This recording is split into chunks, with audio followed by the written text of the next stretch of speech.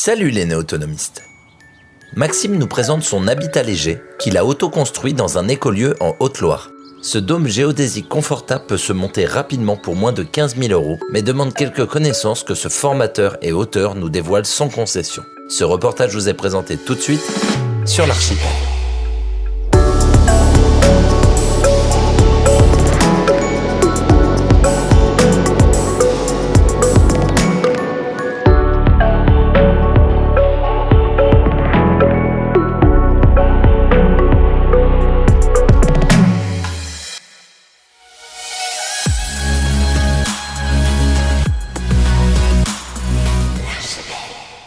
Bonjour Maxime. Salut. Merci de nous recevoir en Haute-Loire. Merci à toi d'être venu jusqu'ici. Ouais, on est à 900 mètres d'altitude. C'est les éditions Une Mer, ils m'ont écrit, ils m'ont dit il faudrait que tu ailles voir Maxime. Il a écrit un livre sur les dômes géodésiques. J'en ai déjà visité plusieurs, donc je me suis dit c'est une bonne idée, on va pouvoir avoir quelqu'un qui va pouvoir nous en parler un peu plus en détail. Mais ça a été compliqué pour moi sur une chose, c'est que je t'ai vu sur un reportage qui dure une dizaine de minutes, je crois que c'est 18h39. Ouais. Je vais les citer parce qu'il était déjà super complet, je trouve, en peu de temps, mais nous on a 1 heure, donc on va essayer de développer. Est-ce que tu peux te présenter, nous expliquer comment on en arrive ici et comment on arrive à avoir créé un dôme géodésique? Yes, ouais, carrément. Du coup, nous on est arrivé là il y a 3 ans avec une bande de potes, on était 4. Et avant ça, moi je suis ancien militaire, donc j'ai eu une autre vie. J'ai tout stoppé parce que je me suis posé pas mal de questions, comme tout un chacun je crois, mais encore plus en tant que militaire et à voyager énormément. J'ai tout stoppé et puis après on s'est mis OK avec 3 autres amis d'enfance pour trouver un lieu en France. Et on est tombé donc sur l'hôtel de la Cronce, 7 hectares de terrain, enfin 6 et quelques. Et puis en Haute-Loire, paumé, ce qui a fait un prix très bas aussi d'achat. Je peux te poser juste 7 hectares, combien ça vaut avec le bâtiment? Là, on est à 87 000 avec les frais de notaire pour la totale. Ah ouais. C'est imbattable, hein. Sachant que le propriétaire, s'il nous écoute, l'ancien propriétaire en tout cas a fait un très beau geste, hein. Il voulait un projet qui vive pour le village, il voulait pas de Airbnb, de location saisonnière ou autre. De conneries comme ça, tu voulais dire? Ouais, c'est ça, ouais. Donc, il a fait un très beau geste vers nous. Et donc, à 87 000 €, on s'installe directement dans un ancien hôtel. On est arrivé un 3 décembre, il neigeait. Notre ami qui est venu avec un camion là, pour nous déménager tous ensemble, il n'avait jamais vu la neige de sa vie, il a été servi. Et après, voilà, c'est la chance d'être arrivé dans un lieu qui avait encore des fenêtres, même si c'était du simple vitrage, qui avait une cheminée. Donc, on a fait un petit feu, on s'est installé. Et ça l'a fait, quoi. Il y avait un peu de bois déjà coupé Il y avait un peu de bois, les voisins ont été adorables, ils nous ont amené, je le vois encore frapper à la porte pour nous amener une gigue de chevreuil. C'est vrai? Ouais, adorable, parce qu'ils savaient très bien qu'on arrivait et qu'on n'avait pas les pneus neige et qu'on est à 900 mètres quand même. Donc, Et je disais, c'est pas, je te disais en off, c'est pas le passé militaire peut-être qui pourrait faciliter, je crois que c'est bien vu. C'est bien vu, c'est sûr que c'est bien vu. Après, eux, ils le savaient pas à ce moment-là. Ce qui est bien vu, je crois que c'est la communication, hein. On a été vers eux. J'ai beau être végétarien aujourd'hui, On coupe. on refuse pas un pâté quand il vient des voisins, et puis il sera toujours mangé par des amis ou autres. C'est bien. Il faut savoir causer, quoi. T'es pas dans le dogme. Non, surtout pas. Surtout pas. C'est très bien. Je te pose la première question qui est revenue souvent quand je présente des habitats alternatifs. On a le droit de construire un habitat comme ça en France, et comment on procède si on a le droit? Je pense pas que tu me dises non, sinon tu ne te ferais pas filmer. Complètement. Est-ce que tu peux nous le développer? Ça va intéresser les personnes pour commencer. Tout à fait. Moi, ça a été un peu mon combat. Parce que dans l'idée donc, si je reviens sur l'habitat collectif, j'adore cette idée d'habitat collectif, mais je sais aussi que c'est ultra important de pouvoir être seul par moment, d'avoir ces moments de solitude. C'est quelque chose qu'on a un peu oublié. Moi, je l'avais beaucoup sur le bateau. Je te le disais aussi avant, mais nous, on avait notre niche, notre lit. C'était pas grand, mais personne ne venait dans ce petit truc qui nous appartenait, dans ce petit espace. Et dans les lieux collectifs, on oublie, on croit qu'on va faire une coloc. Mais c'est pas une coloc, c'est très différent. La coloc, c'est bien quand on est jeune, on fait tous la fête ensemble. Là, on veut un lieu collectif, on veut vivre ensemble, on veut faire des choses ensemble. Et du coup, il faut ces moments seuls, en aparté, ces moments de lecture, ces moments de ce qu'on veut.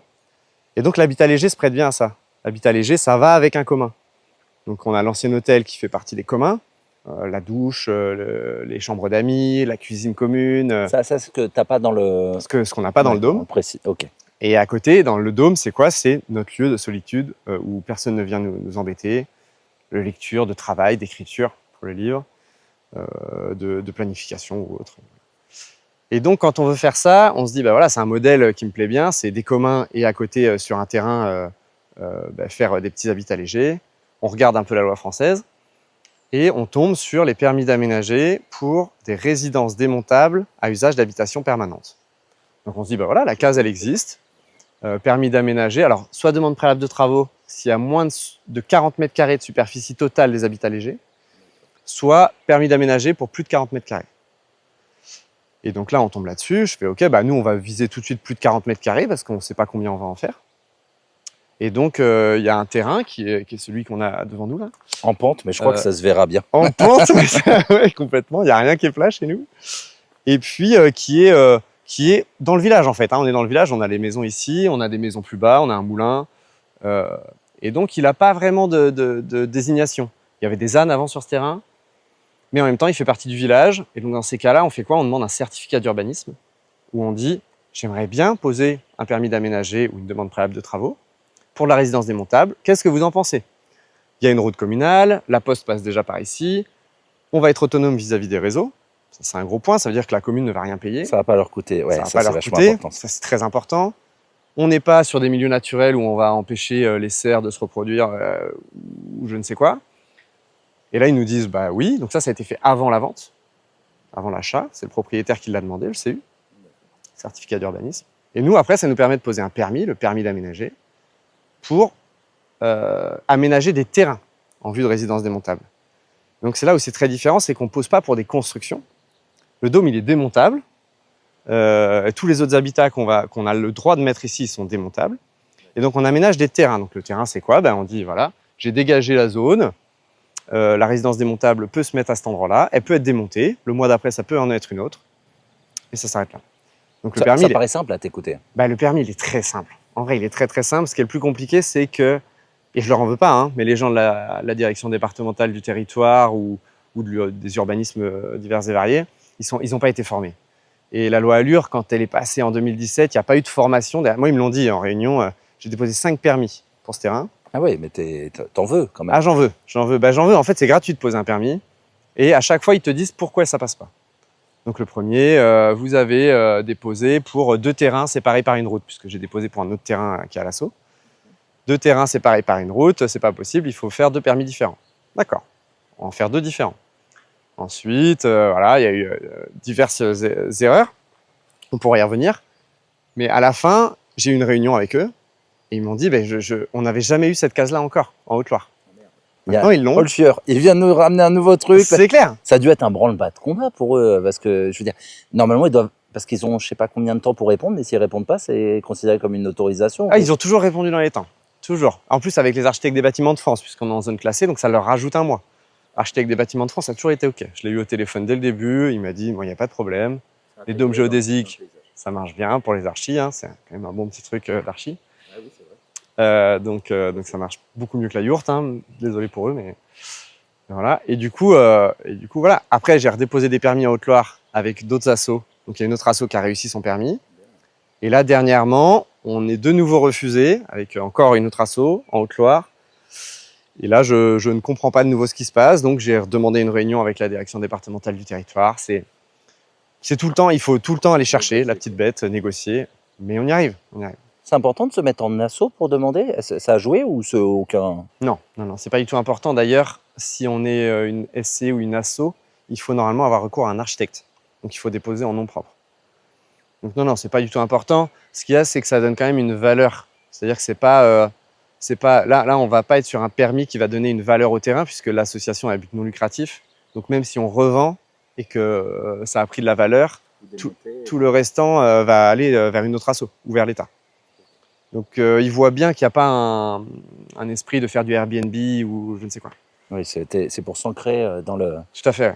au niveau social dans le Dans coin. le village, ouais. Alors, en parlant de village, eux, comment ils ont perçu ça? Parce que c'est quand même nouveau, ça, on dirait un vaisseau, tu vois. Quand, Je pense que c'est comme ça qu'ils le disent. Hein. Je pense que après, les hippies, là, ils ont dû se dire ça. Quand les hippies anciennement militaires. Ouais, c'est drôle ça. Pour donner un exemple qui était chouette, c'est le scieur du village. Je dirais son nom parce qu'il n'aime pas trop ça, mais le scieur du village qui m'a donc vendu du bois pour faire ça. Le jour où on a commencé à le monter, on était en chantier participatif. J'avais invité une dizaine de personnes à venir que je connaissais pas. Il est passé devant parce que c'est sa petite route pour aller au boulot. Il s'est arrêté. On était au café. Il a appelé la scierie, il a dit qu'il viendrait pas. Il est resté toute la journée avec nous. Excellent, tellement il... Donc c'est quand même génial, on est là-dedans. C'est une petite scierie, hein, donc c'est le patron. Il a dit qu'il viendrait pas, il a dit qu'il viendrait pas. Mais c'est pour donner un peu l'exemple de... Non, puis ça anime. Ah ouais, ça anime. Ah oui, puis je sais pas, enfin, là je te donne mon avis, mais ça représente vachement j'allais dire la tranquillité. La tranquillité, je sais pas pourquoi. Tu vois ce que je veux dire? C'est pas imposant, c'est pas massif. Oui, tout à fait. Ouais. Mais, en fait, ici, ils ont un peu ce truc de tant qu'on est chez soi, on fait ce qu'on veut. Alors, ce qui n'est pas vrai pour la loi française, mais pour eux, c'est vous êtes chez vous, vous faites ce que vous voulez.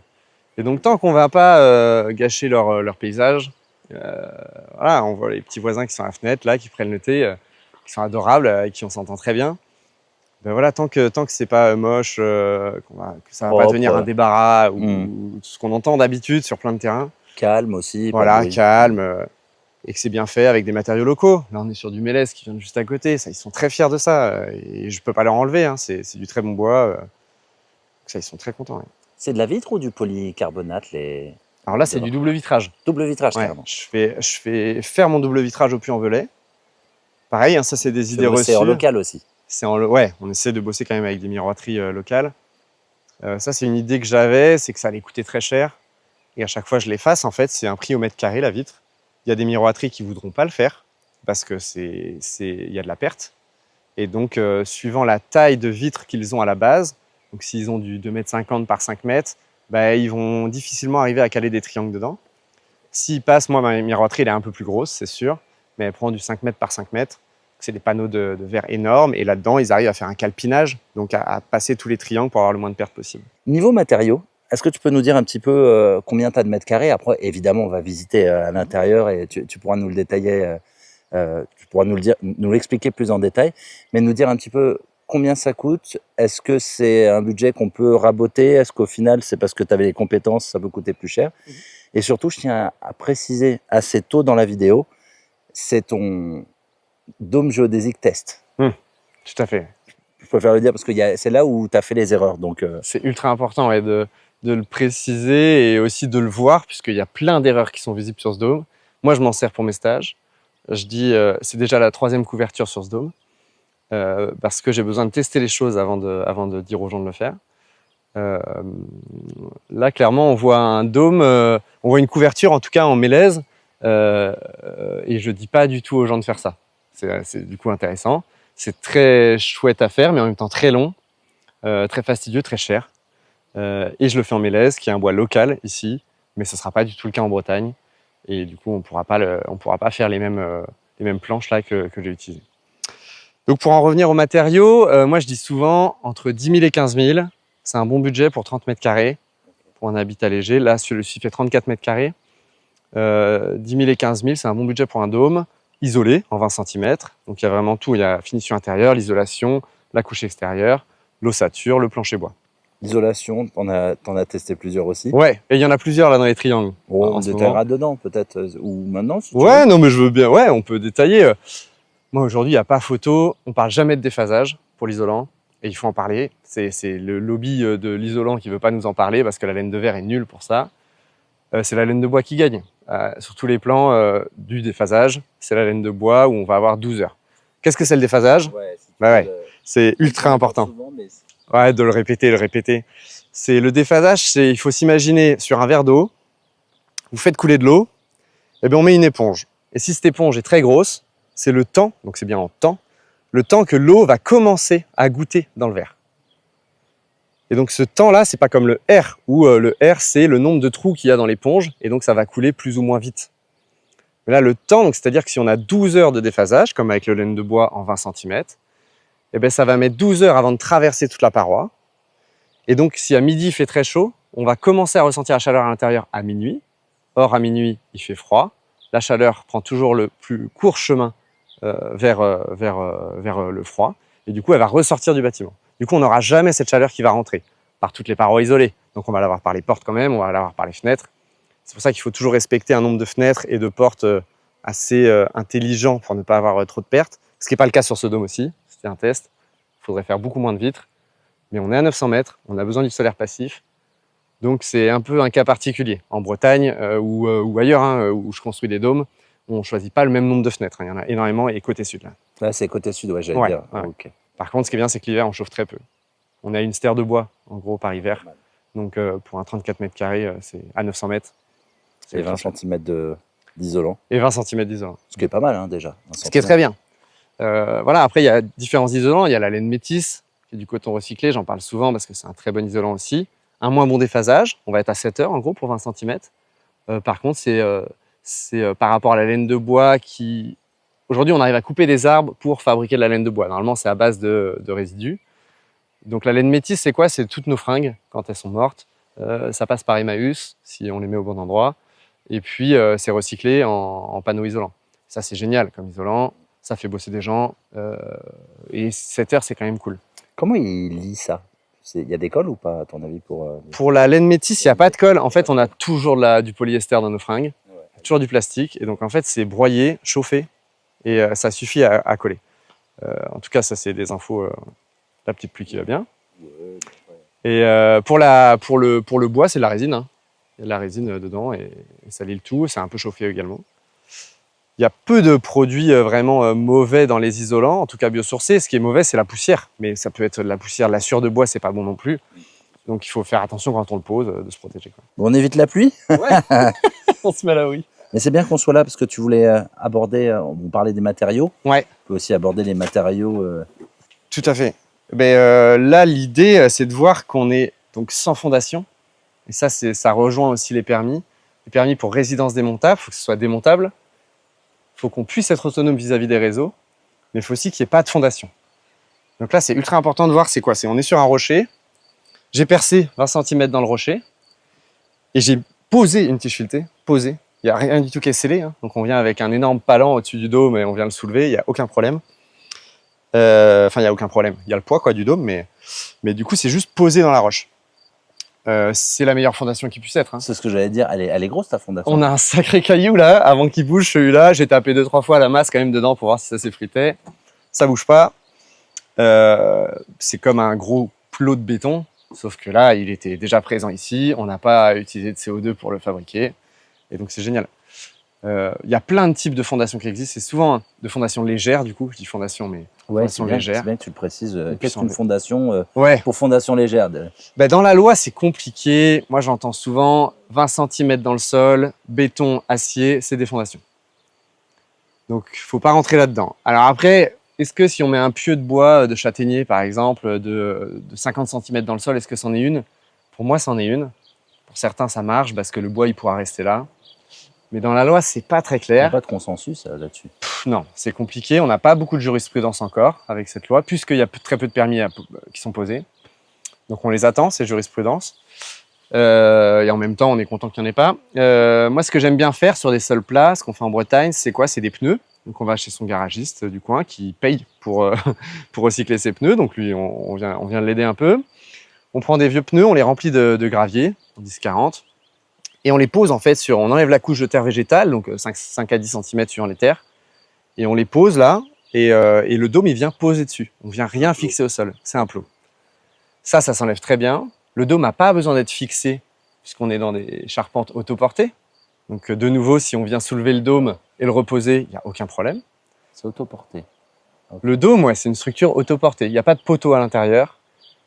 À quoi sert une fondation? En fait, un mur, il y a tout le poids du toit qui est dessus.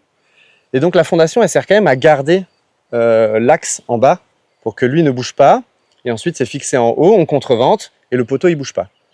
Nous, le dôme, il n'y a pas de ça. Le dôme, on le prend, on le déplace, on le remet à un autre endroit. Il n'y a rien qui bouge.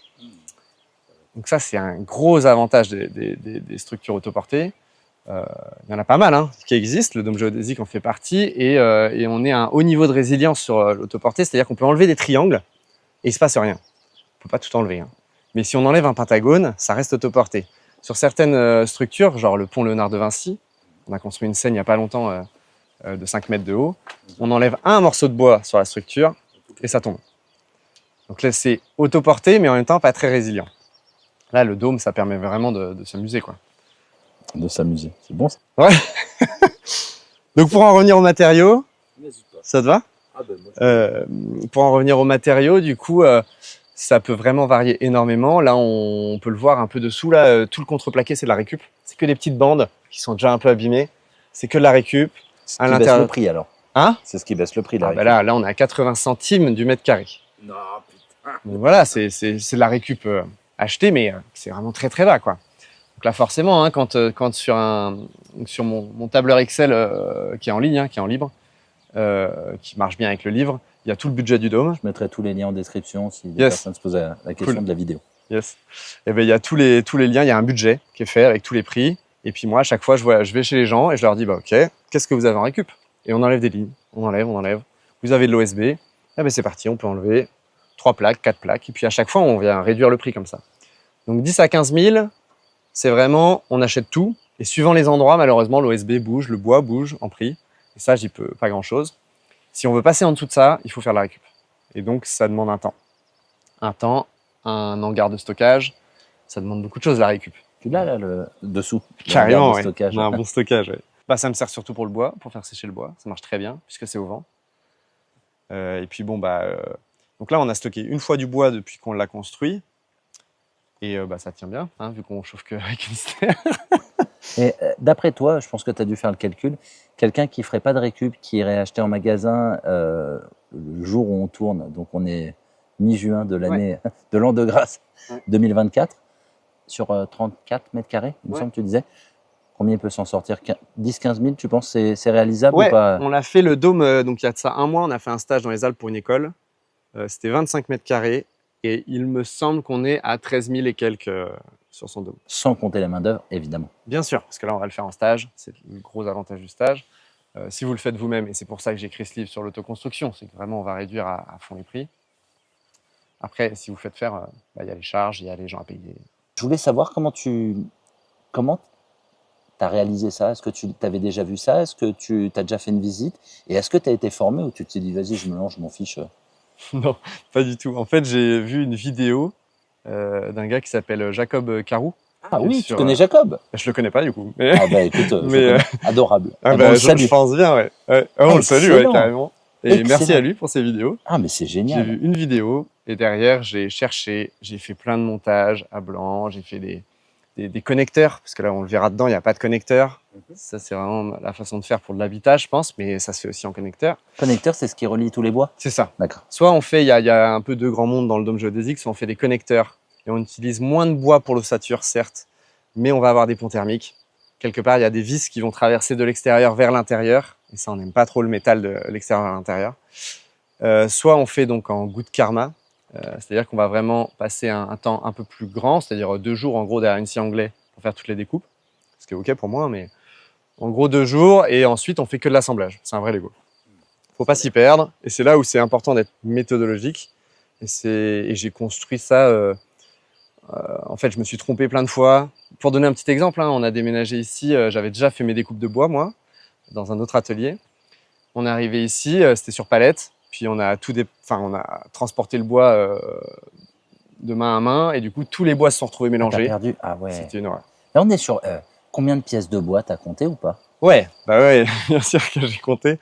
Là, il y a 75 triangles, 75 x 3 morceaux de bois à chaque fois, plus tous les morceaux de plancher également, qui sont en camembert. Donc on est sur Du 500 pièces presque. Ouais, c'est ça. Et 2 mètres cubes de bois. Ok. C'est bien, très peu de bois. T'as trop de détails, j'adore. Bah, Ouais. C'est pour ça qu'on est venu en Haute-Loire à 900 mètres d'altitude. Ouais. C'était pas avancé. Tu sais ce que je te propose, c'est on va les visiter et on rentrera dans le détail avec une maquette. Je pense que ça parlera aussi mieux aux personnes. C'est très bien. Et alors moi, la question, c'est pourquoi ce choix d'entrer? C'est la première fois que je vois ça dans un dôme géodésique. Peut-être déjà parce qu'il y a moins de chances d'infiltration en commençant comme ça. Mais est-ce que tu peux nous... C'est sûr. c'est sûr que ça, c'est une des raisons qui, au moment où je l'ai fait, je m'en suis pas rendu compte. Ça, c'est Jérôme, donc un habitant du lieu. J'étais en train de monter mon plancher, camembert par camembert, poteau par poteau, je les mettais de niveau. Et puis à chaque fois, il fallait être 3 pour porter un morceau de camembert, parce que tout seul, bon, c'était un peu chaud, et j'étais dans l'atelier qui est plus loin.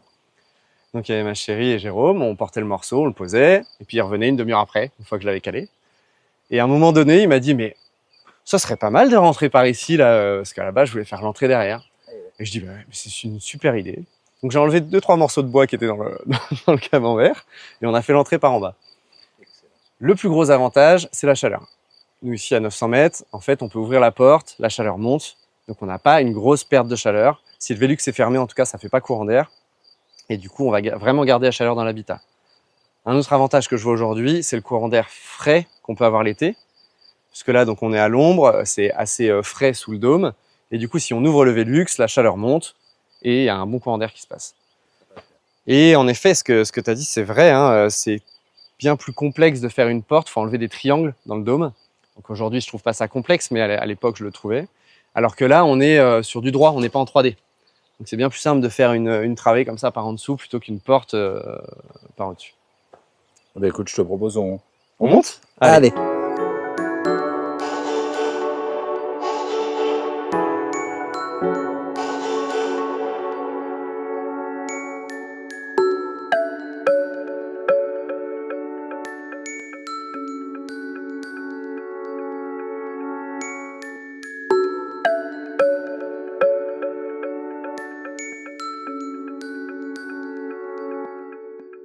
Tu disais que vous étiez 3 quand un triangle était monté. Mhm. Tu as une idée du poids à peu près d'un triangle une fois que tu as donc une face? Bah ça a été une des erreurs. C'est une des erreurs qu'on peut voir sur ce dôme. Il y en a beaucoup. Et j'essaye à chaque fois de toutes les citer pour que les gens ne les fassent pas de nouveau. Là, les triangles de plancher sont surdimensionnés parce que j'avais peur. C'est la première fois que je faisais de la construction.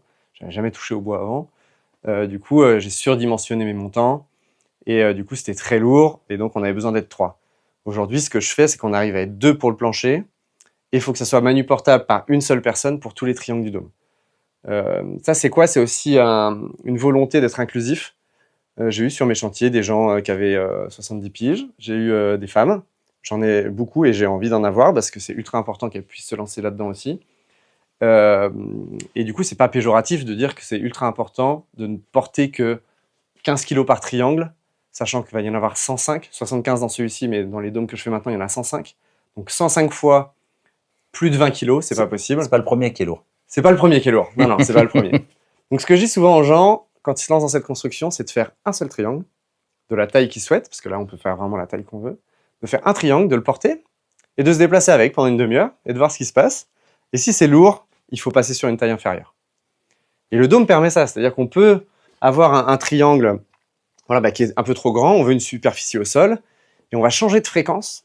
Je te l'expliquerai avec la maquette là-haut, mais on va changer de fréquence, le triangle devient plus petit, on en fait plus, mais c'est manuportable et on est bien pendant le chantier, quoi. Et on préserve le corps. Exactement. Ouais. Et ouais, c'est juste plus un marathon qu'un sprint. Ouais, c'est ça. Tu fais plus plus d'allers-retours, quoi. C'est ça. Mais c'est ultra rapide, donc faut pas hésiter. En fait, une fois qu'on a découpé 75 ou 105 triangles ou 160 pour la fréquence du dessus, on se rend compte que c'est pas découper 30 triangles de plus qui prend du temps, quoi. Une fois que tu es parti et que la logistique est lancée, c'est ça. C'est de la répétition. Le plus dur, c'est d'en faire un. Il y a autant de mètres cubes au final. Il y a un peu plus de mètres cubes. Ah. On va avoir plus de bois, plus d'ossature. J'aurais dit, bah non, au final, tu te rattrapes sur le... Non, par contre, si tu grandis en taille et que tu gardes la même taille de triangle en soi, là, tu vas avoir un mètre cube qui va descendre. Donc, plus on monte dans cette charpente, plus on monte en superficie au sol, moins on a de bois, équivalent à une charpente traditionnelle. Donc ça, c'est quand même un gros point pour la sphère. La sphère, c'est le moins de surface à l'air possible par rapport au volume intérieur. Il y a des virus qui sont encapsulés avec une sphère icosaédrique, donc de ce type-là. Le virus de l'herpès, l'icosaédrique. C'est l'icosaèdre, c'est un des solides de Platon. Ah ben, non, désolé, c'est là où... Alors, on va rentrer dans plein de choses qui sont très intéressantes. Bah ouais, mais c'est bien que tu... alors, n'hésite pas à développer. Mais par contre, à bien développer. Parce que ce qui est bien, c'est que moi, on va dire que je suis de la bonne référence. Si je comprends pas, je te dis, voilà, tu me le dis, rentre plus dans le détail. Je voulais juste dire, bon, alors, on fait un petit tour. Ouais. Mais je présume que, par exemple, cet espace-là, ça pourrait être une salle de bain. Enfin, on pourrait avoir un ensemble. Toi, tu sais pas... Complètement. Là, ce dôme-là n'est pas du tout équipé comme ça, puisque je vis avec des communs. Ça, c'est ma vision de l'habitat léger. On précise bien, parce qu'on va nous le dire en commentaire. Tout à fait, tout à fait. Il y a vraiment les communs qui sont à 200 mètres et on vit dans les communs et on a besoin de cet espace-là pour vivre le collectif. Mais aujourd'hui, on a fait une école où c'est aménagé bien différemment. Et puis, à côté de ça, là, on va faire un stage pour un 50 mètres carrés qui va servir de dortoir et puis il y aura des petites toilettes. Ça dépend vraiment des envies. Hein. Après, on aménage comme on veut. Imperméabilisation.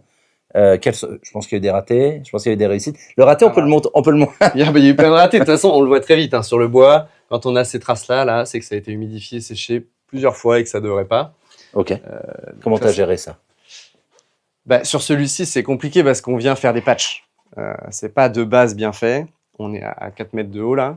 Et donc, on vient petit à petit gérer des erreurs énormes. Hein. Là, il n'y a pas eu de feuillure de fait pour poser des vitrages. Bon, voilà. Comment je gère ça, moi, aujourd'hui?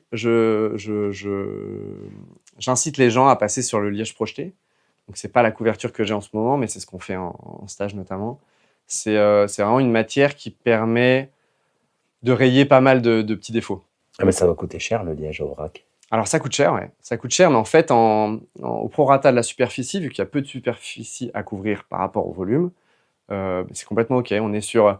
En gros, moins de 1 500 € pour une couverture de 30 mètres carrés. Et tu penses que ça peut durer combien de temps sur Le liège projeté, on nous le vend pour 10 ans et tous les 10 ans, il faut faire une couche. Alors que là, on en fait 3. Donc tous les 10 ans, il faut remettre 400 € sur la table. 400, 500 €. C'est bien de parler d'argent et de... Tout à fait, ouais, c'est ultra important. Lui, donc le commercial, le technico-commercial nous dit 10 ans, moi je dis 7, pour être plus tranquille. Au cas où. Et avant de faire sa couche, on le lave, un petit coup de brosse, on refait une couche. Donc par rapport à une toile de yourte, ça change aussi. Et la toile de yourte, quand on la change, on la prend, on la met à la poubelle malheureusement, et il faut en faire une. Donc c'est autant d'acrylique, autant de choses qui sont dedans, même si ça peut être complètement écologique. Une toile de yourte, il y a toujours des produits dedans, et c'est autant de choses qu'il faut refaire. Là, on le laisse sur place, et on refait une couche par-dessus. Tu as une idée du temps que ça prend de remettre une couche à peu près sur... 6 heures. 6 heures pour un 30 mètres carrés. Une journée. Voilà. Pour un 30 mètres carrés. Ok. Pour avoir une idée. Ouais, tout à fait. Une journée avec maîtrise ou... Parce que c'est comme les professionnels qui disent « Ouais, j'ai mis une journée » alors que... Une journée avec le matériel. Madame ou monsieur tout le monde... Ouais, tout à fait. En fait, faut les premières erreurs, moi, ça a été d'avoir un petit compresseur. Les compresseurs tout mignons ou de récup. Voilà. Et sauf que le compresseur, il tourne en continu. C'est un pistolet à projeter. Et donc, le compresseur, quand il tourne en continu, au bout d'un moment, il chauffe, il s'arrête. Et là, il faut trouver le compresseur chez les voisins, ce qui peut prendre du temps.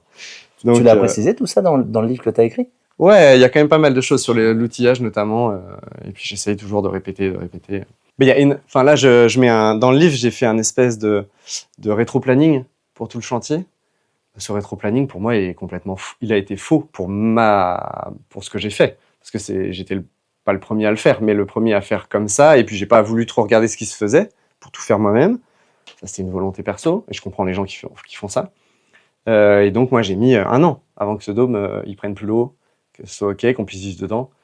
Moi, je vends cette façon de faire en 1 mois maintenant. Je dis aux gens que c'est faisable, je le vends. C'est le prix d'un livre, quoi, mais je dis aux gens que c'est faisable en 1 mois d'être à l'intérieur, hors d'eau, et de faire son isolation tranquille. Voilà, et puis après de l'aménager, ce qui peut prendre un peu plus de temps. Mais... T'as pas compté les démarches administratives dedans? Non, non, c'est sûr, c'est sûr. Ah ouais, non. Parce que quand tu me dis tu t'y es repris 5 fois, même si c'est gratuit, 5 fois, à chaque fois, c'est un 3 dossier mois. à faire, c'est du temps. Ouais. Et puis c'est 3 mois d'attente. En plus. Ouais. Donc ça a duré plus d'1 an et demi. Maxime, on vient juste de sortir parce qu'il y a eu un rayon de soleil. Je me suis dit waouh, il fait chaud. Comment tu fais en été? Comment tu gères? Tu peux nous l'expliquer? Ouais, complètement. Ouais.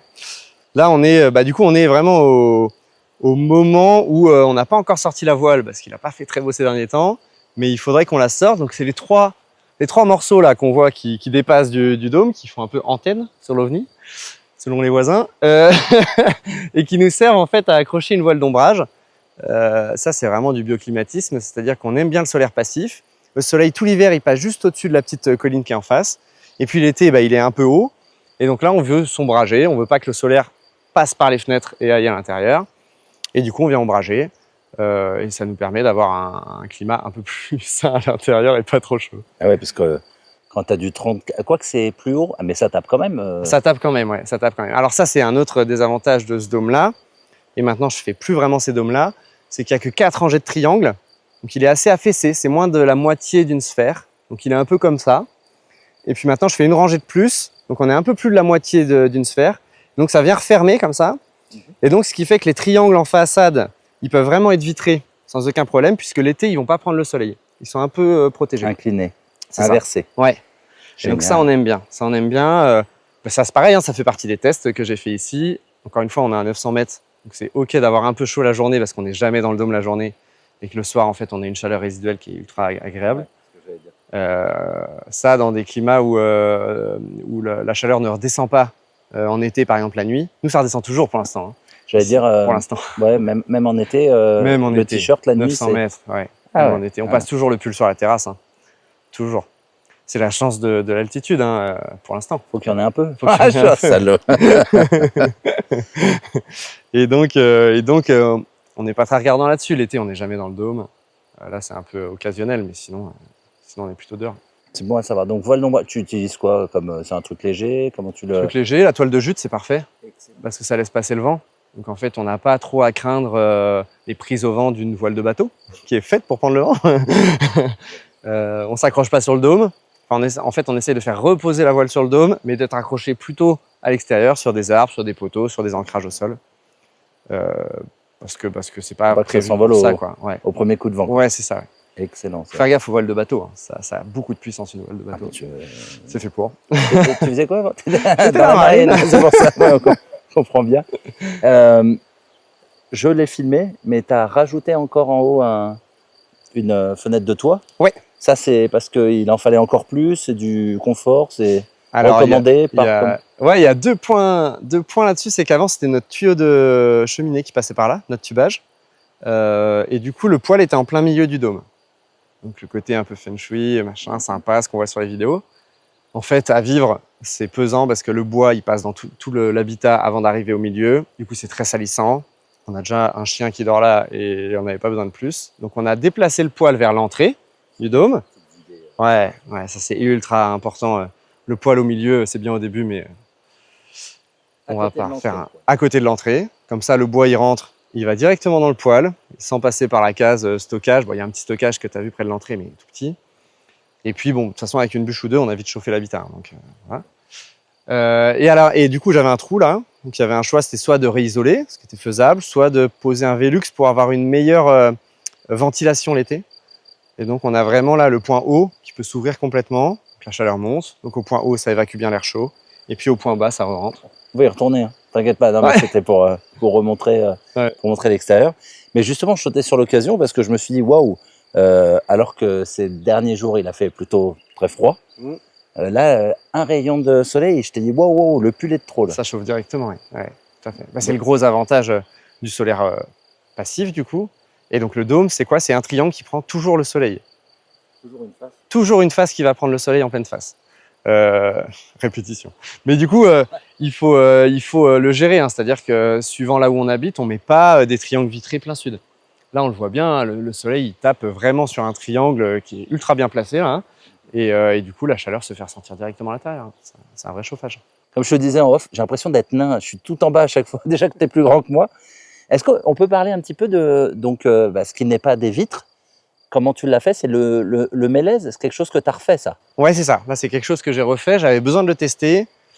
Le mélèze, donc c'est un bois qui pousse naturellement chez nous, puisque ça monte jusqu'à 1300 mètres d'altitude sur les terrains à Chastel. Donc il vient d'à côté. Hein. Il est coupé à la scierie du village. C'est l'une des seules entreprises du village.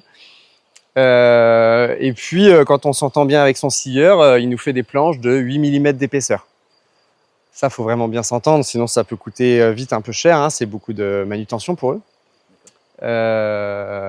Et puis, c'est quelque chose qui n'est pas local partout en France. Voilà, le mélèze, c'est classe 4 naturellement, comme le châtaignier. Ça fait partie des 2 grosses espèces en France qui sont classe 4. Hein. Donc, les classes de bois, c'est est-ce que ça va bien résister à l'eau? À l'eau, c'est quoi? C'est au séchage, puis être humidifié, puis resséché sans avoir de champignons.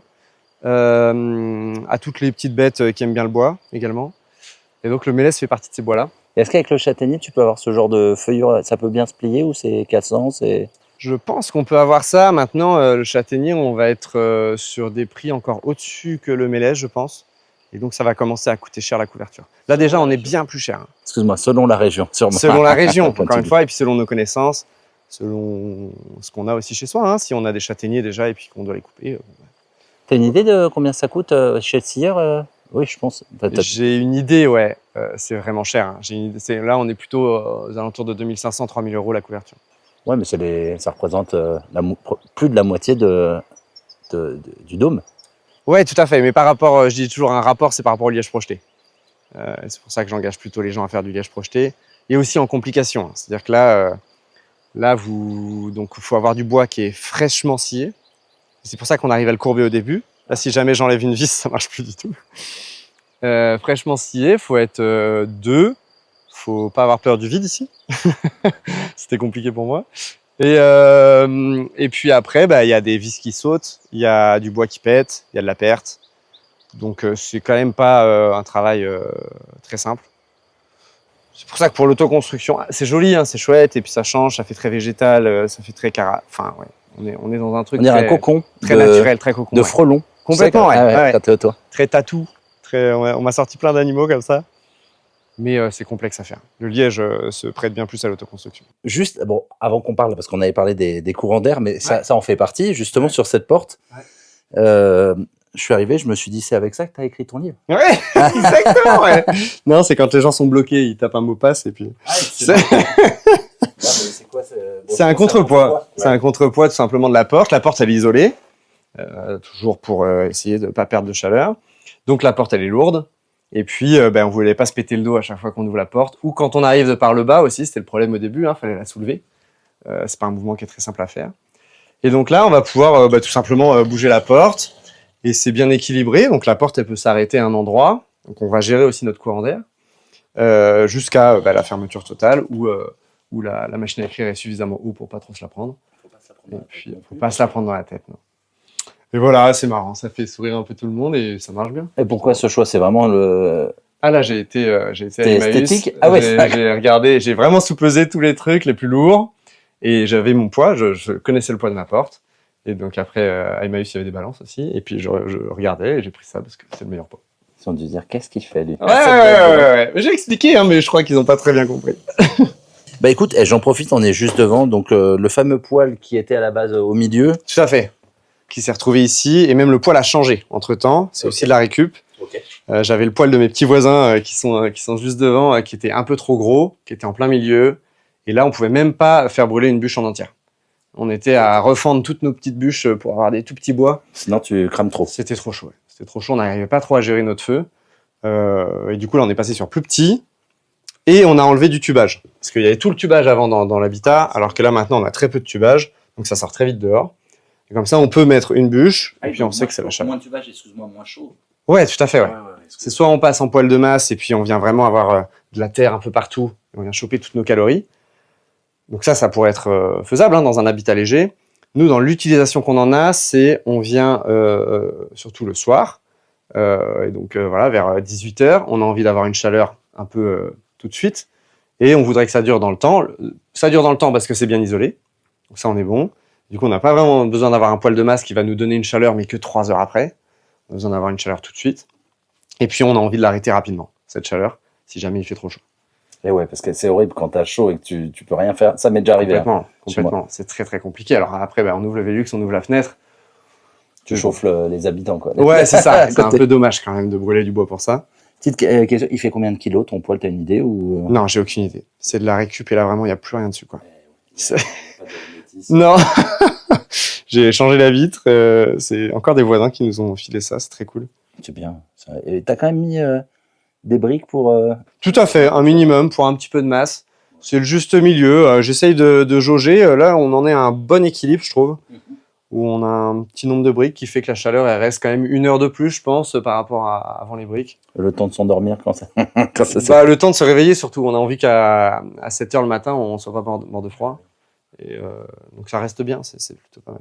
Excellent. On monte la deuxième... Ouais, carrément. Carrément, donc là on a... C'est quoi, c'est un espace-temps calme? Petit coin rangement, okay. Ouais. On met nos affaires, on met toutes nos paperasses, on veut que ce soit un peu rangé, quoi. Ouais, tu peux profiter quand même du fait, parce que toi, vu que t'es grande, donc tu peux pas te déplacer ouais, ça marche quand même ici. Maintenant, là, on est dans un dôme qui est très vite courbe, mais on arrive quand même à ranger des choses, quoi. Le lit aussi a été vraiment encastré le plus possible pour profiter de cet espace. Et puis, bon, il y a une petite fenêtre au-dessus pour voir les étoiles, c'est un peu sympa.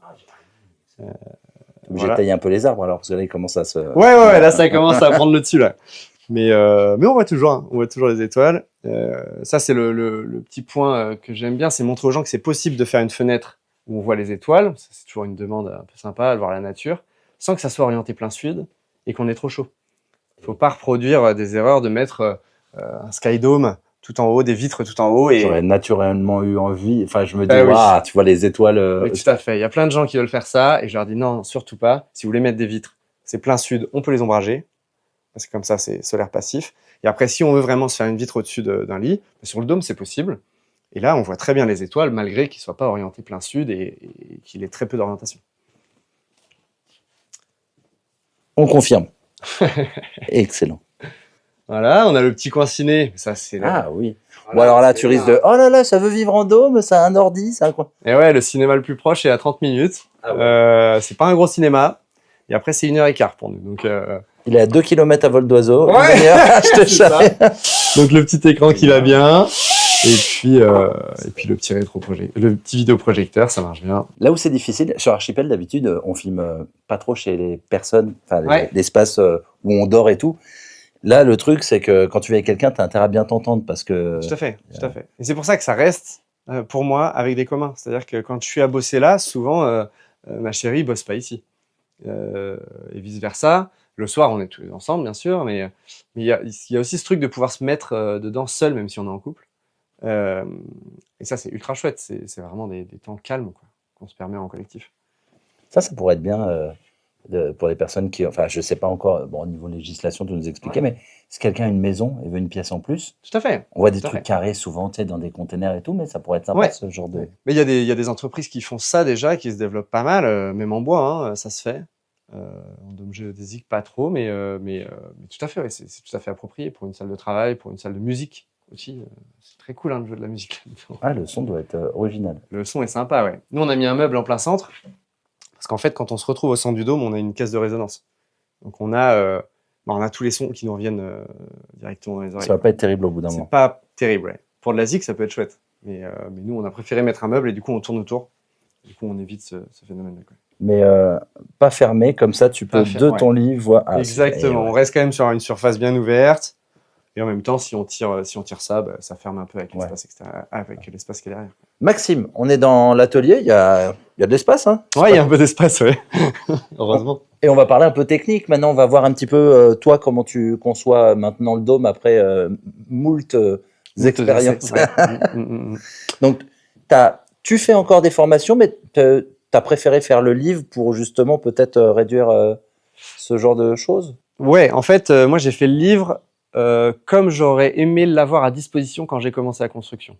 J'estime que moi, j'aurais eu besoin de ce livre-là et pas d'une formation pour faire ce dôme beaucoup plus rapidement que ce que j'ai pu faire.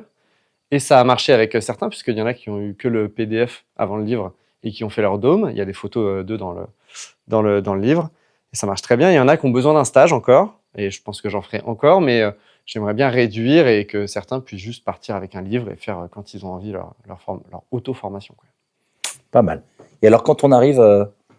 non, parce que ça va peut-être être long, c'est sur combien de jours quand tu fais une formation? C'est sur 5 jours. Ah oui, quand même. Sur 5 jours. Ah bah vas-y, on commence. Ouais, j'ai pas 5 jours, allez, c'est parti. Non, mais si on peut avoir une demi-heure, 1 heure, un condensé de... Sur récap. Ah ouais, avec grand plaisir. Ouais, bien sûr. Ouais. Déjà, ça vient de quoi? Dôme géodésique. Eh bien, je n'ai pas demandé tout à l'heure. Eh bien, le mot, il est assez, large. Dôme géodésique, pour moi, en tout cas, quand on prend vraiment qu'est-ce que c'est la géodésie, ça pourrait rassembler plein de choses. Un igloo, c'est un dôme géodésique. Malgré que ce sont des carrés, souvent, on entend le mot triangle. Moi, je ne vois pas le mot triangle dans dôme géodésique. Un igloo, c'est un dôme géodésique. Qu'est-ce que je mets avec dôme géodésique? C'est que tous les points qu'il y a, donc tous les points de connexion, ils sont situés sur une sphère. Et cette sphère a un centre. Et c'est le même centre que tous les points qui passent par les milieux des côtés et le milieu des faces. L'igloo, ça marche aussi. C'est 3 noms de sphères, concentriques, je vous les passe, c'est pas très important.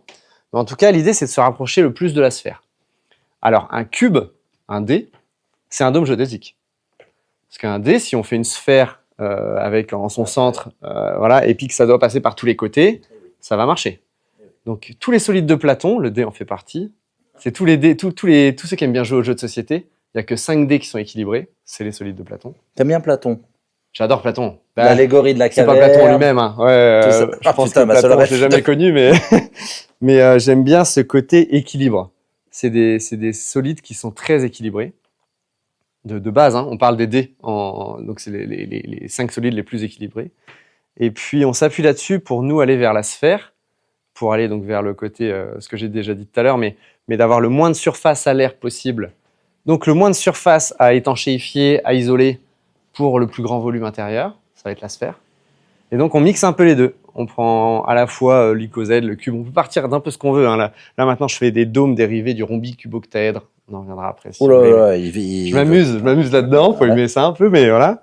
Ça, c'est dérivé de l'icosaèdre, c'est les plus simples, et c'est pas mal pour l'autoconstruction. Alors là-dedans, c'est ultra modulable. Là, on le voit, on a un dôme. En fait, si on a le dôme qu'on a visité tout à l'heure, eh bien, c'est que cette partie-là. Okay, et donc, si on met cette partie-là au sol, on a 4 rangées de triangles. C'est un peu bas de plafond, comme on l'a dans mon habitat. Si on veut plus de hauteur, faire une mezzanine, avoir un peu plus de volume, eh bien, on refait une rangée de triangles. Et du coup, tout de suite, on a plus de hauteur. On peut faire une mezzanine, etc. Et puis, on a rajouté 30 triangles autour.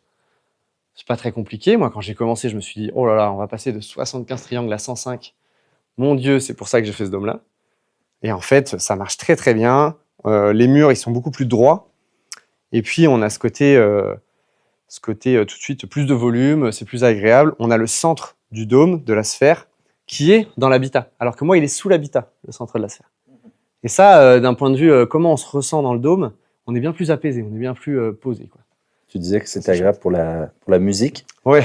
Quand on crée de la musique, tu dis. Pour la musique, pour même être soi dans le dôme, quoi, on ressent tout de suite quelque chose. Je suis très, très cartésien, je sais pas comment le dire, mais en tout cas, quand on rentre dans un dôme, on a un côté apaisement.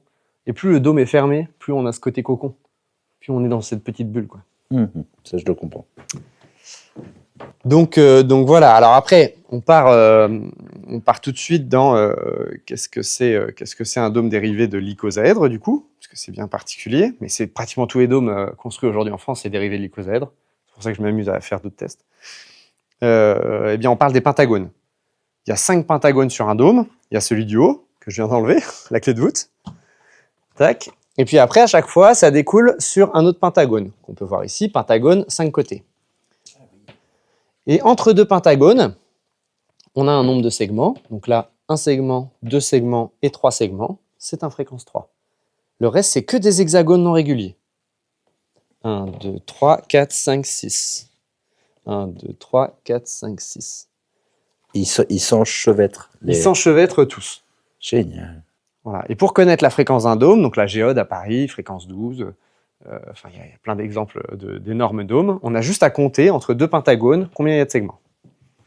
Donc là, on est sur une fréquence 3. Tu peux nous montrer un segment, justement, ce que tu appelles un segment? Ouais, ça c'est un segment, entre 2 points de connexion. D'accord. Un montant, je les appelle aussi. Un montant, ok, je comprends mieux. Alors là, il y a 2 grandes manières de faire. C'est soit on met un connecteur ici, et on s'épargne toutes ces petites découpes ultra sympas.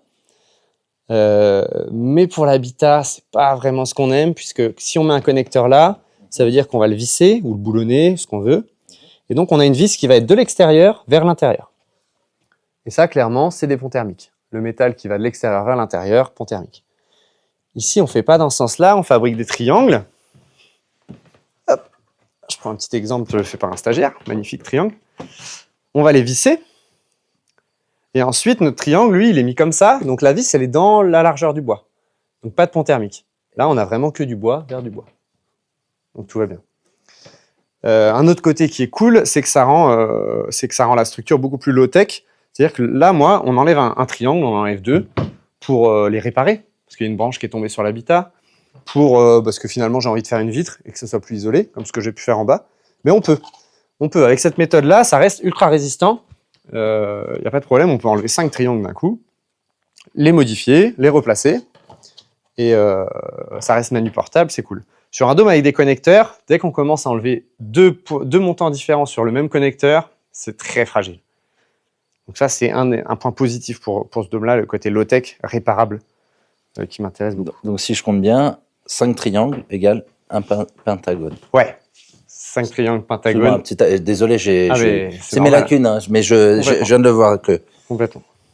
5 triangles, un pentagone. Et là, combien il y a de pentagones dans ce... Donc là, il y a un pentagone en haut et 5 pentagones qui en découlent. Donc ça fait 6 en tout. Si on avait fait la sphère complète, compliqué, hein, on le suspend à un arbre, peut-être, un habitat nid, tu vois, et bien là, il y aurait 12 pentagones. Un pentagone de chaque côté, 5 et 5. Donc nous, souvent sur les habitats, il y a 6 pentagones. Puisqu'on fait soit la moitié, soit un peu plus de la moitié, mais on n'arrive pas au pentagone sûr. Il y a un nombre, il y a une longueur qui passe partout, alors, peut-être le nombre d'euros, je sais pas quoi, mais il y a une longueur sur un côté d'un triangle qui passe bien et qui... Non, moi en fait si, il y en a une, mais c'est pas du tout rapport au nombre d'or, c'est que je donne souvent la longueur de 1,50 m maximum. Donc c'est que le plus grand côté d'un triangle ne fasse pas plus d'1,50 m. C'est plus facile après sur les calculs. Pour le porter. C'est les conditions maniportables. Pour la résistance des matériaux. Parce que si vous êtes, du coup, là on est à chaque fois en épaisseur planche, donc 27 mm d'épaisseur. Ça, toutes les scieries font ça. Donc on demande de la planche. La largeur, ça va être notre largeur d'isolant. Donc si on veut isoler en 20 cm, on demande des planches de 20 cm. Très simple, hein, la commande en scierie, c'est 105 planches ou 75 planches qui font 20 cm d'épaisseur. Pas plus simple. Et là, du coup, la scierie, elle vous regarde pas avec des grands yeux. Elle vous dit oui, bah, bien sûr, on vous sort ça. Après, c'est à nous de couper, c'est sûr. Mais ils le font, ce genre, excuse-moi, ils le font facilement quand tu leur demandes. Ah bah oui, sortir 105 planches de 4 mètres, aucun problème, ouais. Et le gros avantage, c'est qu'en dessous d'1,50 m, on s'en fiche un peu de la résistance des matériaux. Je dis on s'en fiche parce que quoi qu'il arrive, on va être ultra résistant. Là, on double 2 planches, l'une avec l'autre. C'est le montage Good Karma.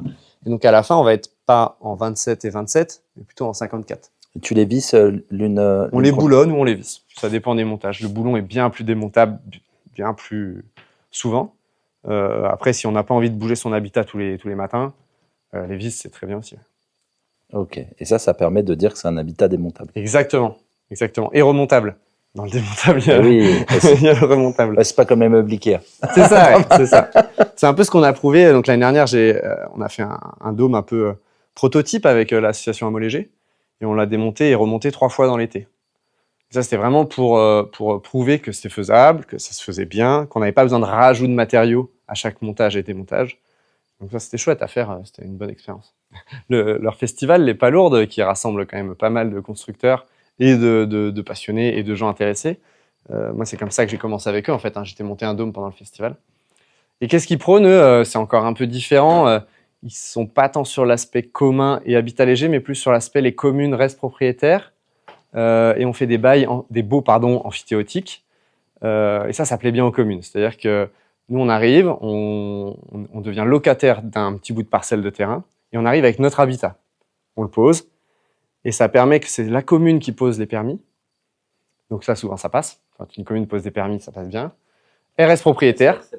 Ça s'accepte. Ouais. Ça, les vieilles communes, elles aiment bien aussi rester propriétaires des terrains. On est dans le monde rural, il faut posséder. Et puis, par contre, toi, tu arrives avec ton logement. Dès que tu as envie de partir après 5 ans sur place, etc., tu reprends ton logement, tu le démontes et tu vas ailleurs. Comme si tu n'avais pas été là. Comme si tu n'avais pas été là. Juste un petit trou dans le rocher. C'est ça, une empreinte style patte de loup, une grosse patte de loup. Et puis tu t'en vas et tout le monde est content. Et puis il y a un autre qui prend ta place. Leur modèle est chouette, ça s'implante bien en ce moment en France. C'est pas la totalité de tous les modèles. Moi j'aime bien les communs et il y a un peu moins l'idée des communs dans leur modèle. Parfois les mairies font un local commun avec une chambre d'amis. Il y avait ça à Comana notamment où ils font chambre d'amis, cuisine commune, etc. Et ça j'aime bien cette idée-là. Ouais, ce qui est fou, c'est que tu ne fais pas que monter, apprendre et écrire sur les dômes. Tu t'intéresses vraiment à l'ensemble de l'habitat léger. Tout à fait. Ouais. J'avais pas décelé ça quand j'ai pris rendez-vous. Ouais. Moi, ma vraie volonté, c'est d'arriver à répondre aux besoins croissants de vivre dans le monde rural, de s'y intégrer et que ça soit écologique, quoi. Et donc, quand on parle de rénovation, pour moi, la rénovation reste écologique, il faut la faire de toute façon, on ne s'attaque pas du tout au problème du neuf qui consomme énormément de carbone, quoi, de CO2, qui consomme énormément de CO2, et c'est que 1% des constructions neuves par rapport au parc total tous les ans, qui est neuf, par contre, ces 1% consomment énormément. Donc si dans ces 1%, on fait des communs rénovés, qui sont super chouettes, machin, ça utilise un peu, mais c'est cool, et qu'à côté, on fait des habitats légers qui ne consomment rien du tout ou presque, on a gagné, quoi. Ouais, va pas ouais, pas tomber. D'où après le prochain projet, mais j'y viens après, sans clou ni vis. J'essaie toujours d'aller. Et c'est pas la marque. Hein. Non, c'est pas la marque. Non. J'essaie d'enlever le métal au maximum. Donc voilà. Donc là, l'idée, c'est quoi? C'est on fabrique des triangles. Ça, c'est ce qu'on fait en stage. Ça, c'est 2 triangles fabriqués en stage. C'est pas moi qui les ai faits. Et c'est cool, hein, on voit ce qu'un stagiaire arrive à faire en une semaine. Avec la finition intérieure. Donc là, il faut s'imaginer, on est à l'intérieur du dôme.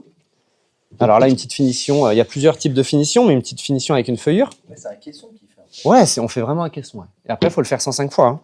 Hein. Et ils arrivent à repartir et avoir eu leurs 105 caissons dans la...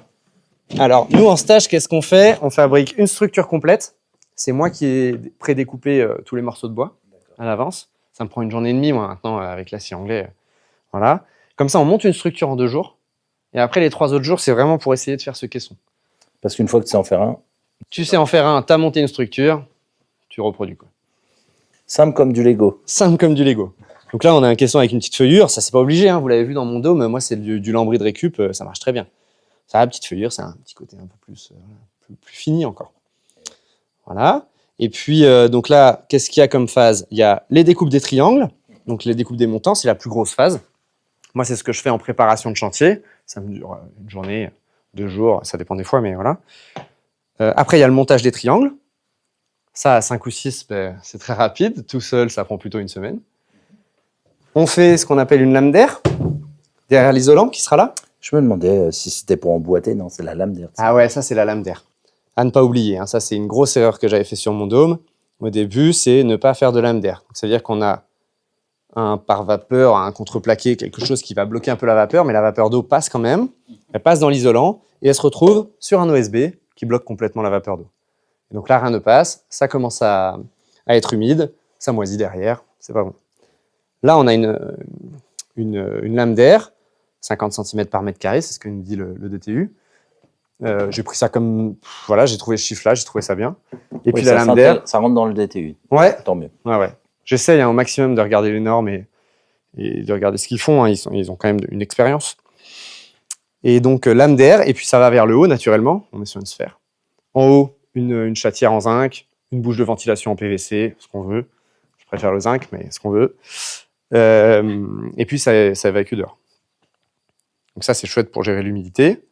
Par-dessus, on a la 3e phase qui est la découpe d'OSB et la pose d'OSB.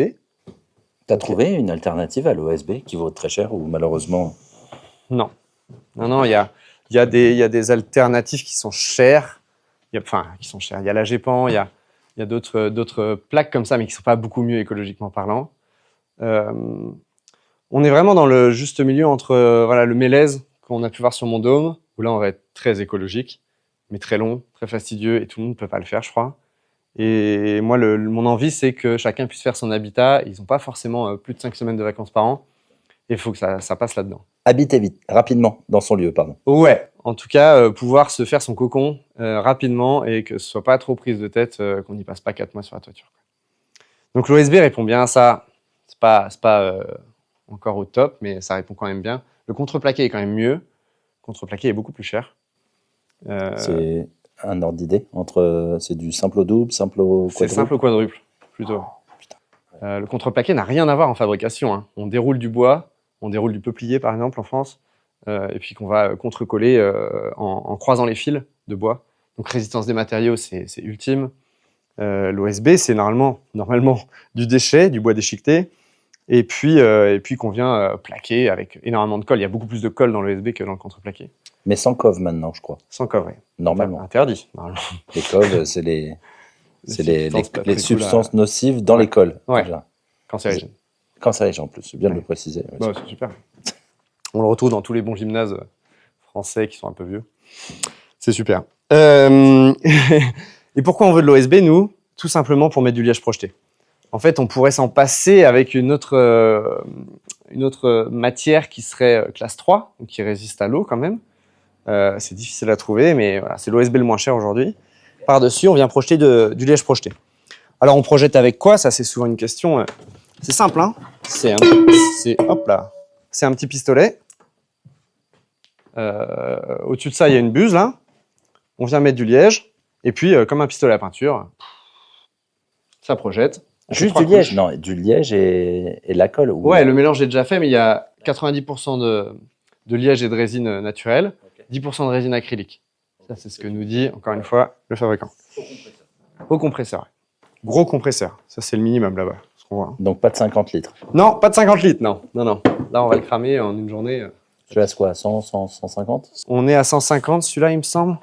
Non, c'est un 100 litres. Ça, c'est le minimum, ouais. C'est bien tous ces petits... Tout ça, je présume, tu l'as mis dans le livre. Mais ouais, complètement. J'ai tout un chapitre sur les outils. On les a là. Hein. Une scie à onglet avec un très bon réglage d'onglet. Ça, c'est le truc qu'on regarde jamais, mais c'est ce réglage-là qui est important pour nous. Ouais. Et qui est rarement précis sur beaucoup de scies. C'est pas forcément les plus chères qui sont précises. Et donc, c'est ce que je regarde en magasin. Hein. C'est déjà ma 4e parce que je les utilise beaucoup avec les stages. Ok. Tu prends, allez, c'est quoi? Quelle marque et quel modèle? Là, c'est Brico Dépôt, hein, donc Erbauer, 300 balles. J'espère qu'ils t'en enverront une nouvelle pour la pub que tu leur fais. Ouais, non, mais moi, il n'y a pas de problème. Le Leroy Merlin, ça marche. En fait, j'ai pas vraiment de marque. Je vais à chaque fois en magasin. Quand j'en ai besoin, c'est parce que j'ai un stage où ça a pété juste avant. Et quand j'y vais, il me la faut pour la semaine d'après parce que j'ai un autre stage qui suit. Donc, j'ai pas vraiment le temps de faire des... Fouiller pour la réparer. Ouais. Donc, j'y vais. La dernière fois, j'ai fait 3 magasins et je regardais à l'arrière. Ah, c'est pas bon. Mais toutes les marques changent. Là, Erbauer, c'est sûr que... Enfin, c'est sûr. Je sais pas encore, mais ça se peut qu'ils aient déjà changé leur réglage. Et des fois, on passe vers du moins bien. On sait pas pourquoi. C'est quoi les réglages dont tu as le plus besoin? C'est vraiment l'arrière.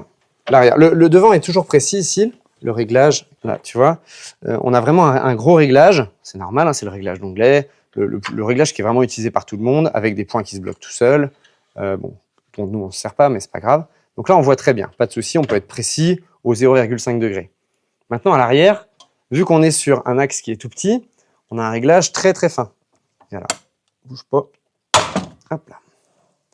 Là, quand on vient régler ici, avant de voir au 10e ou au 0,5 degré, c'est très très compliqué. Donc ça, c'est vraiment un des points. Quand on choisit une scie anglais, il faut bien regarder ça. Okay. Ça, c'est les petits conseils. Ouais. Bon à prendre. Ouais, tout à fait. Ça, après, on a des visseuses, le compresseur avec le pistolet à liège. Et voilà, hein. Là, on a tous les outils. Hein. Ouais, c'est pas non plus c'est pas un outillage... Enfin, c'est pas fou, c'est quoi 1000 € d'outillage? En tout, ouais. On est à 300, en gros 300 € pour une scie anglais. Si on veut 2 visseuses à 150 € chacune.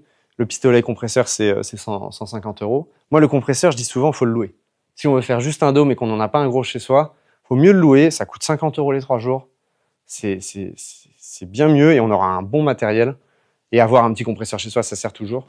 Mais en acheter un gros, même nous, on ne l'a pas acheté ici. Hein. Ça, c'est un compresseur de récup et je le loue quand je vais sur des chantiers et ça marche très bien. Donc voilà, on en est à l'étape où on a recouvert notre liège. Là, on est hors d'eau.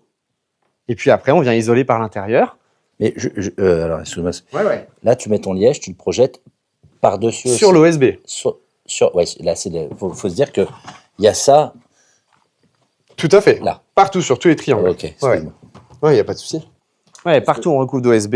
Mais ce que je voulais savoir, c'est comment tu fais pour... tu recouvres vraiment de liège par-dessus les deux jonctions? Ouais, tout à fait. En fait, les deux jonctions, là, dès qu'on a un triangle à côté, on vient mettre un petit trait de mastic quand on pose, ou alors une peinture imperméabilisante, ou enfin, il y a plein de solutions qui existent que je cite dans le livre, mais on vient vraiment faire une étanchéité. Déjà, on essaye à ce moment-là d'avoir une grosse étanchéité.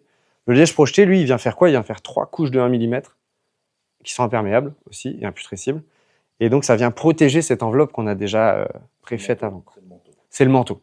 C'est le manteau. Et ces couches d'1 mm, il faut voir qu'elles ne peuvent pas recouvrir un trou plus gros qu'1 mm, puisqu'elles font 1 mm. Donc, il faut vraiment que déjà, à ce moment-là, quand on met l'OSB et quand on fait sa petite finition, il faut déjà que ce soit propre. Et le liège, lui, il vient gommer toutes les erreurs d'1 mm. Il y en a plein, c'est sûr. Et avec ça, on est protégé. Tous nos morceaux de bois sont coupés pour aller vers le centre Et du coup, si on appuie vers le centre, on peut pas plus les rentrer. Par contre, si on fixe une voile dessus, eh bien là, c'est là où on va commencer à jouer sur les vis, sur les boulons. Et ils sont pas faits pour ça. Là, on va travailler en cisaillement, on va tout arracher. Je le fais pas, mais je pourrais facilement attaquer un triangle. Donc là, c'est quoi l'idée après? Partant de ce point de vue, et puis en ayant construit pas mal, je me suis dit, mais en fait, les clous et les vis, à la fin, ils servent plus à rien. Là, tout le métal qu'on a dans ce dôme, là, il pourrait être enlevé. On pourrait enlever chaque vis une par une. Ça tiendrait très bien. Il faudrait rien toucher vers l'extérieur, mais ça tiendrait. Et du coup, partant de ça, on s'est mis à dessiner avec un ami qui fait du dessin 3D, et puis il m'a appris un peu, c'était chouette. On s'est mis à dessiner des pièces de bois, tout en bois, qui s'incrustent les unes dans les autres, avec des petits tourillons de bois, avec plein d'assemblages bois différents. C'est au laser que c'est coupé ou à la... Non, c'est à la CNC. C'est une fraiseuse numérique, fraiseuse assistée par ordinateur. Ça vaut peut-être un petit billet, ça. La machine en elle-même vaut cher. L'idée, c'est quoi? Il y en a dans les Fab Labs, parfois. Oui. Il y en a dans certains lycées techniques sur le bois, qui ne sont pas toujours utilisés. Bon, là, nous, on fait marcher une entreprise, là, pour l'instant, qui est près de Valence, pour nos prototypes, en tout cas, on verra après. L'idée, c'est quoi? On utilise une fois une grosse machine. En 2 jours, elle va nous découper tous les morceaux de bois.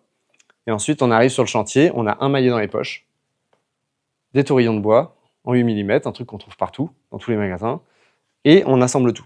Donc, il n'y a plus de clous, plus de métal, en fait. On va encore poser des vitres, on va encore poser des portes, mais c'est vraiment adapté à de l'autoconstruction, quoi. C'est ça, les tourillons de bois? Ouais, c'est ça. Ça, c'est les tourillons de bois. Et donc là, on a un triangle qui est aussi costaud qu'avant. Il n'y a que du bois. C'est vraiment utiliser... Là encore, j'entends déjà les gens me dire, et je les ai déjà eus, oui, mais c'est pas très low-tech. Ah oui, mais on peut pas le réparer. Alors, c'est toujours ce truc où utiliser du métal, une vis, moi, je sais pas la fabriquer. Un tourillon de bois, demain, je pourrais le fabriquer. Donc certes, je pourrais pas vraiment fabriquer toutes ces pièces-là si je dois en faire 105. Par contre, en refaire une avec un modèle, sachant que si on envoie un lot, y a tout. Moi, mes plans, ils sont en libre. Et donc, en refaire juste un dans un Fab Lab, c'est ultra faisable. C'est très facile à faire puisque c'est en contreplaqué, on en trouve partout. Et après, du coup, on peut changer un triangle, le réassembler assez facilement. Tu as fait des tests, il n'y a pas de déperdition ou quoi que ce soit? Parce que tu disais que tu fais au laser et tout ça, c'est... Là, on est précis au micron. En tout cas, c'est ce que nous propose la boîte. Et puis, on a quelque chose qui est bien plus fini. Là, on en est qu'au prototype, donc on a à découper 4 triangles comme ça.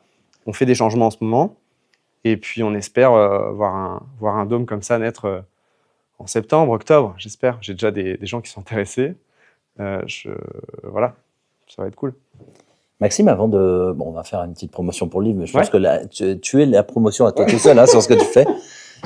Moi, j'aimerais savoir comment on passe de... Donc, tu nous as dit que tu étais dans la marine, parce que c'est un peu aux antipodes. Comment on en arrive là, en fait? On est au fin fond de la diagonale du vide. Ouais. Tu venais pas de là à la base. Est-ce que tu peux juste un petit peu plus te présenter? Ouais. Déjà, moi, j'aime pas dire on est aux antipodes, parce que pour moi, j'ai toujours vécu en collectif. Il y en a ici qui disent j'ai toujours vécu en collectif. Moi, je dis moi aussi, ça tombe bien. Vivre sur un bateau militaire, on choisissait pas avec qui on partait, femmes et hommes. On partait pendant 4 mois et ça se passait bien. Sur un bateau qui fait 130 mètres de long, on était une centaine. Ça se passait bien. Moi, je trouve que c'est une expérience humaine énorme à vivre. Et des fois, quand on est dans des lieux comme celui-ci, on est à 10 et on se marche dessus. Sur 7 hectares, c'est triste. Ouais, c'est triste. Hein, on a des choses à apprendre quand même. Donc, je trouve pas qu'on est aux antipodes. Un autre point qui est beaucoup plus large, tu vois, mais beaucoup plus macro, mais c'est pourquoi j'ai fait militaire, parce que je voulais rendre service, je voulais que mon métier serve à quelque chose, je voulais servir à quelque chose. Je crois qu'aujourd'hui, c'est la même chose. Hein, j'ai envie vraiment de servir à quelque chose. C'est pas que le dôme, c'est plutôt l'habitat léger. Qu'est-ce que ça apporte aujourd'hui, la construction bois ou en matériaux biosourcés, parce que je prône aussi le terre-paille, pas de problème. Donc, j'ai l'impression de vouloir servir à quelque chose. Donc, au niveau macro, c'est la même chose. Tu vois, je me suis juste rendu compte que voler dans un hélico... tu m'avais appris combien de litres au 300 km/h dans mon hélico, ouais. J'ai fait plus de 2500 heures de vol. Donc ouais, ça fait poser des questions. Certes, hein, ça sert un autre bien qui n'est plus forcément le mien aujourd'hui. On se pose des questions sur qui tire les ficelles de tout ça. Et puis à 20 ans, on ne se pose pas les mêmes questions qu'à 30 ans aussi. Et donc, t'as fait ta petite crise de la trentaine? J'ai fait ma petite crise de la trentaine, ouais, je crois qu'on peut dire ça. Ouais. Mais je comprends bien, c'est vrai, j'avais pas fait le rapprochement, mais c'est logique. C'est vrai que je vais pas dire le meilleur écolieu, mais le meilleur vivre ensemble. Je pense l'armée beaucoup parlait et disait que le service militaire, il y en a, ça leur a permis de sortir de leur, pardon, de leur campagne et de rencontrer du monde. Complètement, ouais. Complètement. Et puis j'ai vu aussi pendant les 4 mois de service au début, on peut dire ça comme ça, là, quand on fait nos classes, eh bien, on est avec des gens qu'on n'aurait jamais côtoyés avant. Et ça se passe super bien. Au bout des 4 mois, on est les meilleurs amis du monde. Il y a quand même des trucs à apprendre. Alors, je dis pas, je suis pas pour le retour de l'uniforme, je suis pas pour ce genre de valeurs un peu bizarres, mais par contre, il y a quand même des choses qui marchent bien dans l'armée. Le rapport à la fonction, et pas forcément au grade, comme on l'oublie souvent. Et ouais, moi, je tends à se réapproprier ça. Il n'y a pas de propriété privée dans l'armée. On n'est pas propriétaire de son hélico, de sa petite chaise à côté de son bureau. On n'avait pas notre bureau à nous, on avait des bureaux. Et puis, quand on avait besoin d'un bureau, on allait s'asseoir. Il y a plein de choses comme ça qui marchaient bien quand même sur un bateau. On entend parfois les histoires des anciens sous-mariniers qui disaient ils avaient une couchette pour 2. Et suivant les quarts de nuit, ils se partageaient la même couchette. C'est quand même ultime comme vie en collectif. À rester chauffé, c'est bien. Ouais, c'est ça, c'est ça.